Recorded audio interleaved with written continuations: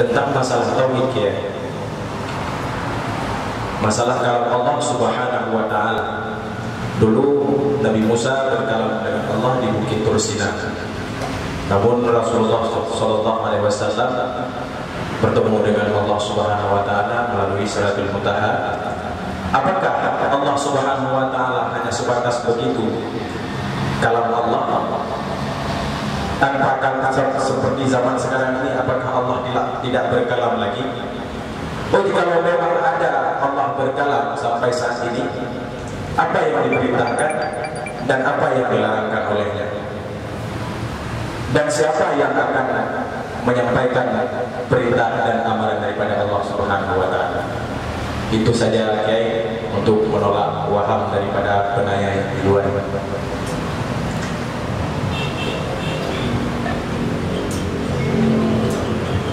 Jadi ada 3 orang nabi yang berkalam langsung dengan Allah.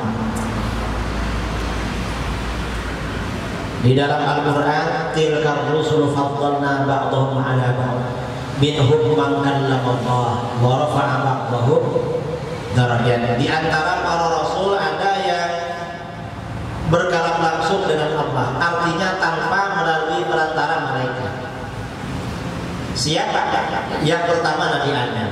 Wa 'allama Adam al-asma'a kullaha. Allah mengajarkan nama-nama kepada Nabi Adam.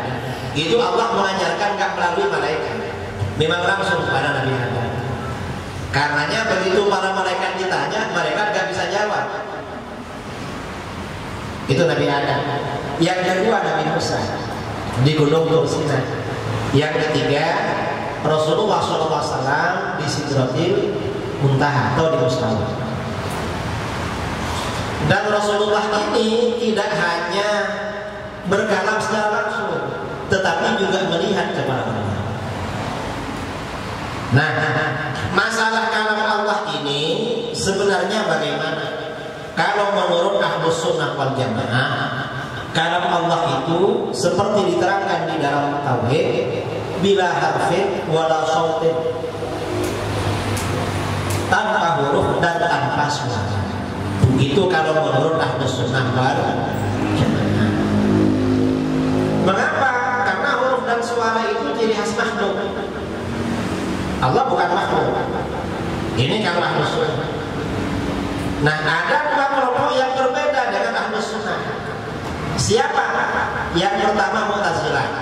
Kalau menurut Mu'tazilah, Allah gak punya sifat kalam. Karena kalau ada sifat kalam, berarti Allah itu perkara baru. Ini kata Mu'tazilah. Lalu bagaimana Nabi Musa bermukalamah dengan Allah? Itu Allah menciptakan kalam pada pohon. Ini kata Mu'tazilah. Jadi Mu'tazilah di luar Ahlus Sunnah. Yang kedua, kelompok Mujassimah. Oh, sekarang Wahabi. Kata Wahabi, Allah berbicara langsung dengan Nabi Musa, Nabi Adam, Nabi Muhammad sallallahu alaihi wasallam. Dan terus kalanya bagaimana? Pakai suara, pakai huruf. Ahlus Sunnah wal Jamaah ambil jalan tengah. Allah punya sifat kalam, kalamnya tanpa suara dan tanpa huruf. Kalau ekstrim kanan ikut Wahabi, ekstrim kiri ikut Mu'tazilah. Sekarang ini Mu'tazilah tidak ada, tapi yang ideologinya sama dengan Mu'tazilah di dalam masalah kalam itu adalah Syiah. Syiah itu sama dengan Mu'tazilah. Kemudian yang juga sama adalah Hizbut Tahrir. Wahabi di luar itu. Wahabi ada di pihak kanan. Ahlus Sunnah ada di tengah, mitra. Artinya moderat. Dan memang kelompok yang benar itu selalu kelompok yang moderat. Baik, ini perbedaan Ahlus Sunnah dengan Mu'tazilah dengan Wahabi. Artinya Allah itu memang punya sifat kalam, dan kalamnya Allah tanpa suara, tanpa huruf. Lalu seperti apa? Jawabannya laisa kamitslihi mukhalafatuhu lil hawa. Kembali ke sana. Jadi sifat 20 itu ada hubungannya dengan Mu'tazilah, dengan apa? Ada hubungannya. Secara ringkas ya seperti itu. Secara kesimpulan pendeknya ya seperti itu. Ada lagi?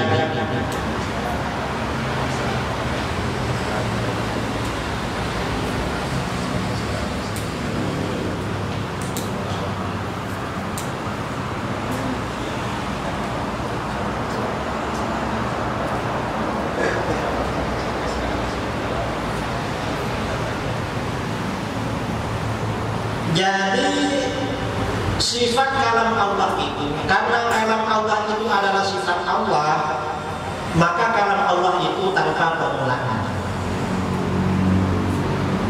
Jadi kalam Allah itu tanpa permulaan. Dan apakah kalam Allah itu berhenti? Ya kalam Allah ya sama dengan kalam makhluk, tidak ada awalnya, tidak ada akhirnya. Itu perbedaannya.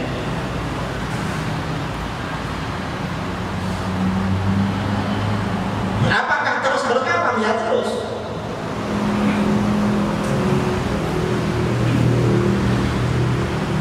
Ini masalah kalam Allah seperti itu. Nggak sama dengan kalam makhluk, nggak sama. Nah, termasuk sisi tidak samanya, orang-orang Mu'tazilah ini kan kadang menentang. Loh kok ada kalam tanpa suara, tanpa huruf? Ya ada, seperti pembicaraan hati. Hati kita ketika berbicara tidak ada suara yang kita dengar dan tidak ada huruf yang kita lihat. Contohnya seperti itu. Sebenarnya ya kalam Allah gak seperti itu, gak seperti kalamnya hati manusia. Ini hanya gambaran bahwa ada kalam yang bukan suara, bukan huruf. Tujuannya seperti itu. Dan sifat-sifat yang lain ya juga begitu. Karena Mu'tazilah ini kan menolak sifat ma'ani, Qudrat, iradat, ilmu, hayat, sama, basor, kalam. Nah sifat-sifat yang lainnya juga begitu, ada perbedaannya. Apakah Allah melihat? Allah maha melihat. Dengan apa? Dengan sifat basornya. Itu kalau Ahlus Sunnah. Kalau menurut Mu'tazilah, Allah gak punya sifat basor. Mengapa? Allah cukup dengan sifat ilmu. Ini kata Mu'tazilah. Kalau kata Wahabi, Allah maha melihat. Melihat dengan apa? Dengan matanya. Punya mata. Kalau menurut kita ya enggak. Karena mata itu organ tubuh. Organ tubuh itu ciri khasnya makhluk.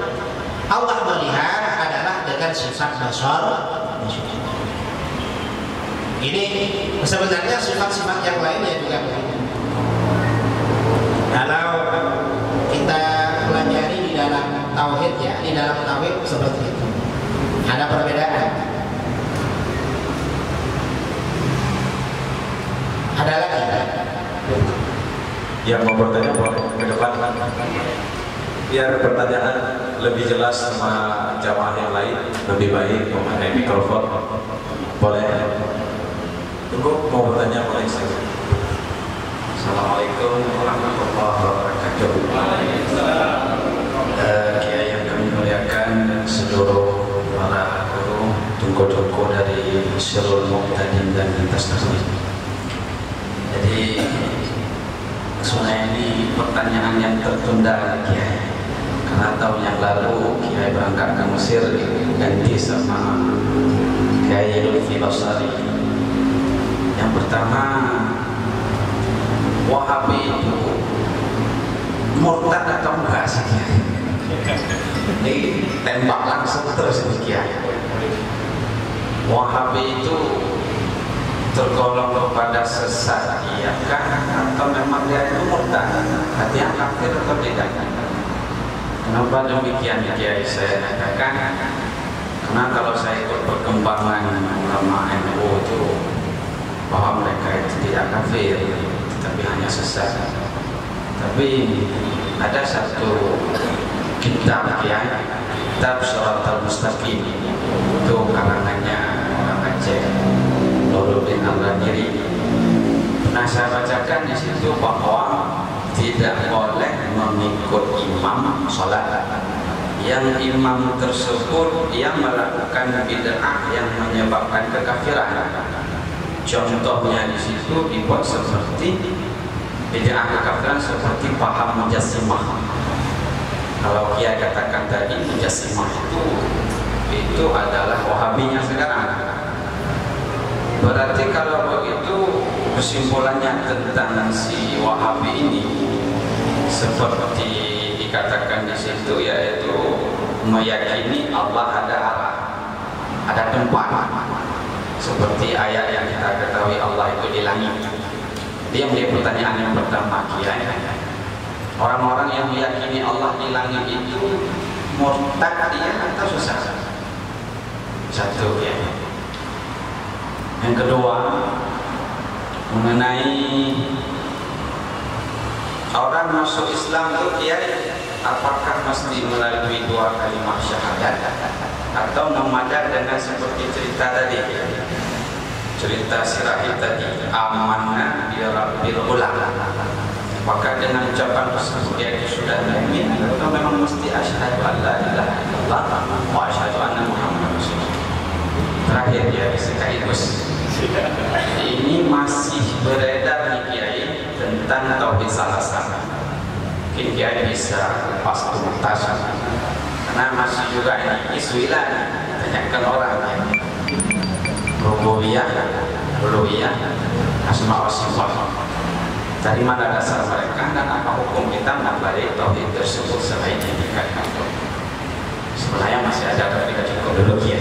Terima kasih banyak. Mohon maaf. Assalamualaikum warahmatullahi wabarakatuh. Kami persilakan kepada Kiai untuk memberi pencerahan. Yang pertama, apakah Wahabi itu kafir? Secara umum, Ahlus Sunnah itu tidak mengkafirkan Wahabi, tidak kafir, tetapi sesat dan menyesatkan. Dan sesat di dalam akidah itu dosa yang lebih besar daripada dosa amaliyah, lebih besar daripada dosanya mencuri dan dosanya melanggar. Karena ini masalah akidah. Termasuk Wahabi yang beriktikad Allah duduk di arsy. Kata para ulama itu tidak kafir tapi sesat dan menyesatkan. Sedangkan hukum bermakmum dengan ahli bid'ah, selama bid'ahnya tidak sampai pada taraf kafir, itu masih sah cuma makruh. Kalau sudah kafir maka tidak sah. Wahabi tidak kita kafirkan, tapi makruh hukumnya. Karenanya sebagian Abu Aceh kalau ke Mekah biasanya agak bermakmum sama Wahabi, sholat dengan rombongan dari Aceh. Biasanya begitu. Jadi gak sampai pada kafir lah, cuma sesat dan menyesatkan. Tapi bahaya.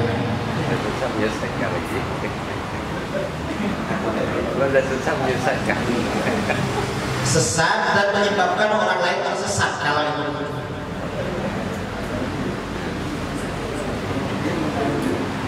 Pertanyaan yang kedua, apakah orang beriman itu harus membaca la ilaha illallah atau cukup seperti dalam kisah tadi?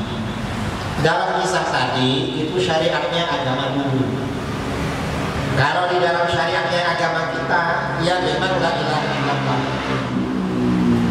Karena perintah di dalam Al-Quran, fa'lam annahu la ilaha illallah, kan begitu. Umirtu an uqatilan nas, aku diperintahkan, sabda Rasulullah SAW, aku diperintahkan memerangi manusia hatta yashhadu an la ilaha illallah, sampai mereka bersaksi bahwa tiada Tuhan selain Allah. Tapi seandainya ada orang mengucapkan kalimat artinya sama dengan itu, karena gak tahu bilang la ilaha illallah, diterima sebagai orang beriman. Seandainya begitu. Kalau memang tidak tahu, tapi harus memang setelah belajar, ya harus belajar dan mengucapkan an-nutqu bisyahadatain. Dalam kitab-kitab fikih mengucapkan 2 kalimat syahadat itu hukumnya wajib. Makanya ketika ada mu'allaf, ada orang masuk Islam, biasanya ditalqin asyhadu an la ilaha illallah, kan ditalqin, dituntut. Karena itu harus. Itu pertanyaan yang kedua. Yang ketiga tauhid salasah, tauhidnya Wahabi maksudnya. Tauhidnya Wahabi ini termasuk tauhid yang sesat dan menyesatkan. Mengapa? Tauhid rububiyah uluhiyah ini kesimpulannya saja. Tauhid rububiyah uluhiyah ini tujuannya untuk mensyirikkan orang yang berwasilah. Wasilah itu artinya orang yang bertawassul, beristighatsah, bertabarruk. Itu dianggap syirik karena melanggar tauhid uluhiyah. Ini kata Wahabi. Kalau menurut kita Ahlus Sunnah gak syirik. Mengapa? Pertama, tauhid rububiyah dan uluhiyah versi Wahabi tidak ada dulu. Itu Wahabi yang bikin. Dulu gak ada. Sebelum Wahabi gak ada tauhid rububiyah uluhiyah seperti yang dipahami Wahabi, itu gak pernah ada. Jadi kita menolak konsepnya. Yang kedua, orang yang bertabarruk, bertawassul, beristighatsah itu gak melanggar tauhid. Mengapa tidak melanggar tauhid? Karena orang yang bertabarruk, bertawassul, beristighatsah semuanya meyakini bahwa yang mendatangkan manfaat dan menolak mudarat adalah Allah. Tawassul, tabarruk, istighatsah itu hanya wasilah. Wasilah itu artinya sebab musabab. Sama dengan kita. Kita ini kalau sakit ya, kalau sakit kepala, biasanya minum Bodrek atau Panadol. Kalau sakit kepala. Nah, ini kalau yang sebab secara zahir.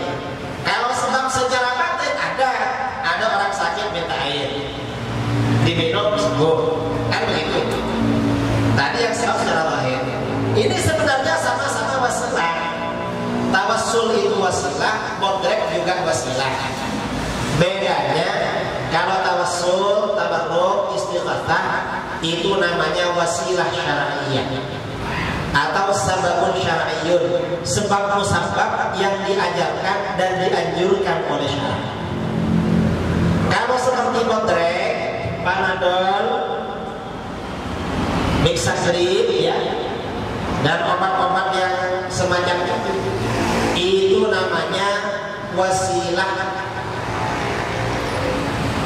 adiyah atau sababun adiyah. Artinya wasilah atau sebab yang bersifat alami.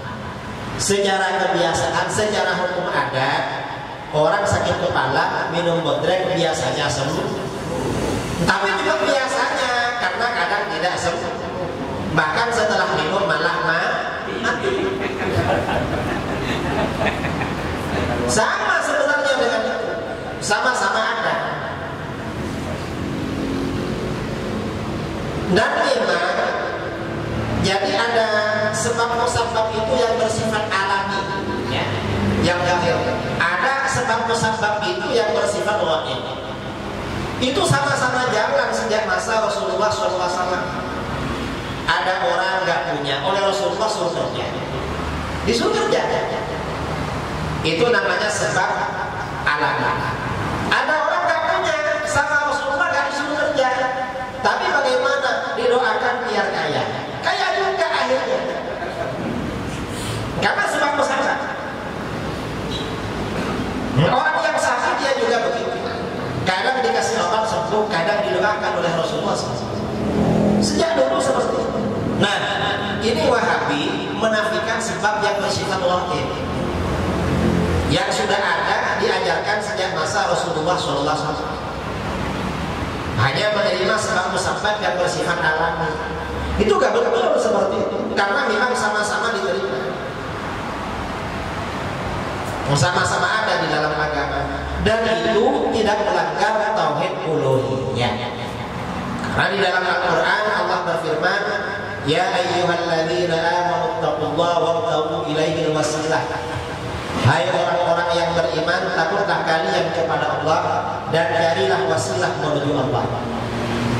Wasilah itu artinya apa? Hiya allati yutawassalu biha ila tahsilil maqsud. Wasilah adalah sesuatu yang dapat mengantarkan, menghasilkan apa yang menjadi tujuan. Ya pokoknya bisa hasil, itu namanya wasilah. Sama-sama wasilah. Maka orang datang kepada Rasulullah gak punya apa-apa. Ada yang dikasih uang, dikasih barang. Ada gak punya, didoakan ada. Sama-sama. Karena memang sama-sama wasilah. Ini tauhid rububiyah uluhiyah. Kalau tauhid asma wa sifat, tauhid asma wa sifat ini kontra sifat 20. Kembalikan sifat 20. Allah bertempat, ya. Allah sifat kalamnya pakai suara, pakai huruf. Allah melihat pakai mata, mendengar pakai telinga, kemudian berbicara pakai mulut, pakai lidah. Begitu kata Allah. Itu bertentangan dengan sifat dua. Kalau kita itu sifat dua, dasarnya Al-Quran dan hadis. Ya tentu Al-Quran dan hadisnya banyak sekali. Jadi ini masalah tauhid tiga. Tauhid tiga ini kalau diterangkan secara detail kira-kira perlu waktu 2 jam.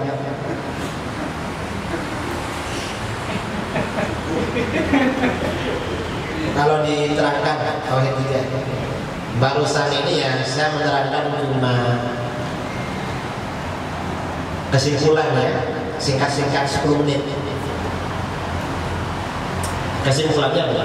Nah kalau ingin lebih detail cari di YouTube ceramah saya tentang tauhid tiga atau kapan-kapan ceramah khusus tauhid tiga. Insyaallah. Ada lagi yang ingin bertanya? Bazar.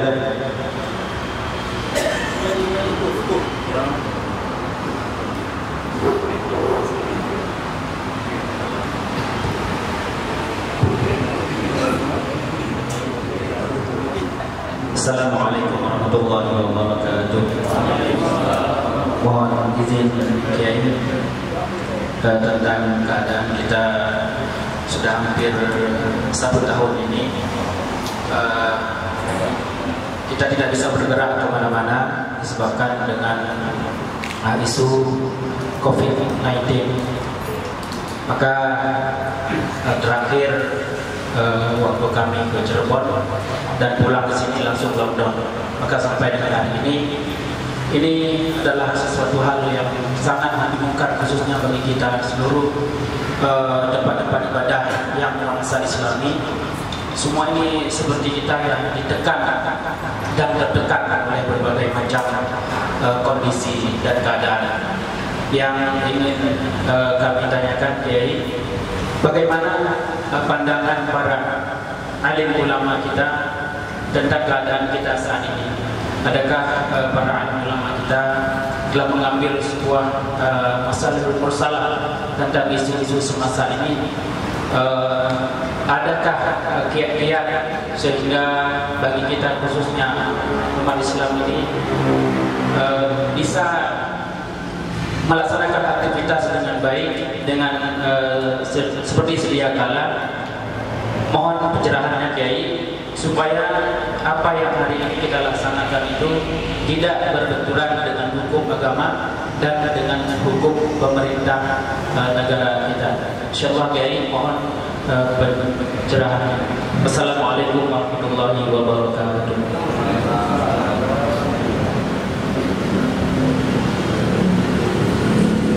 Masalah COVID ini ya ada. Kalau mau dikatakan tidak ada ya memang ada. Cuma adanya di mana kita nggak tahu. Ada. Cuma yang ramai itu COVID itu di medsos, di berita dan di bandara.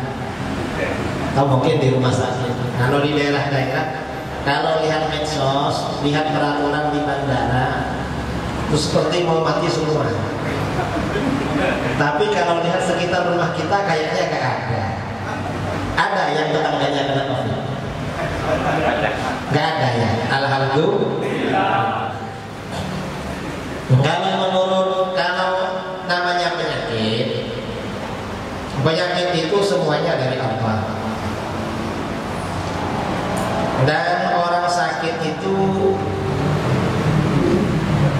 tidak menyebabkan kematian. Mati karena memang habis ajalnya.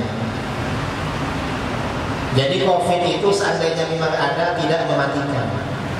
Mengapa? Orang yang mati karena memang ajalnya segitu. Karena kalau belum ajal, walaupun sakit lama-lama gak apa-apa. Kalau sudah ajal, gak kena COVID, mati juga. Nah, kemudian pengaruh terhadap hukum, pengaruh terhadap hukum agama seperti sholat, kira-kira bagaimana? Bagi orang yang memang dirinya terkena COVID dan bisa menular, gak boleh datang ke perkumpulan banyak orang. Mengapa? Karena membawa pada orang. Kalau memang dirinya nyata-nyata COVID, secara fikih seperti itu. Atau punya penyakit lain, penyakit cacar, penyakit apalah, lepra atau apa, dan bisa menular, itu gak boleh. Maksa bersalaman atau ngumpul dengan orang gak boleh. Karena gak boleh membahayakan orang lain. Dan harus sabar menerima itu. Kalau memang ada. Ya kalau memang tidak ada, ya nanti aktivitas berjalan seperti biasa, seperti sholat berjamaah dan lain sebagainya. Dan biasanya yang agak ketat itu di kota-kota. Kalau di kampung-kampung itu aman, sholat semuanya aman. Nah, di kota-kota sama. Karena tempatnya di kota, COVID. Nah, Batam ini kota apa kampung? Karena sini kota Batam, kampung Aceh ya, berarti aman. Jadi kalau pandangan seperti itu. Kalau pandangan medis, COVID itu memang tidak mematikan. Kematian karena COVID itu minim sekali. Dan orang mati karena COVID itu biasanya karena punya penyakit bawaan. Ditambah COVID, tambah meningkat, itu aja. Kalau orang yang biasa-biasa kena COVID sebentar sudah sembuh. Yang penting istirahat. Tapi bagaimanapun, dengan adanya COVID ini menunjukkan kebenaran ajaran Islam. Apa? Sebelum ada COVID, banyak orang yang anti cadar. Akhirnya sekarang walaupun laki-laki pakai cadar. Oh, ternyata cadar ini bermanfaat. Mengapa bermanfaat? Kita ini kalau punya istri bercadar, di luar gak kena penyakit. Enak kita pakai di rumah pakainya. Gak ada yang nular. Karena tertutup.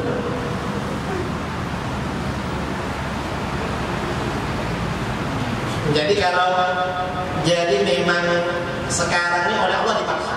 Dulu kan anti cadar, sekarang semuanya dipaksa bercadar. Bahkan cadarnya sampai ke kaki, sampai teropong-teropong pakai apa.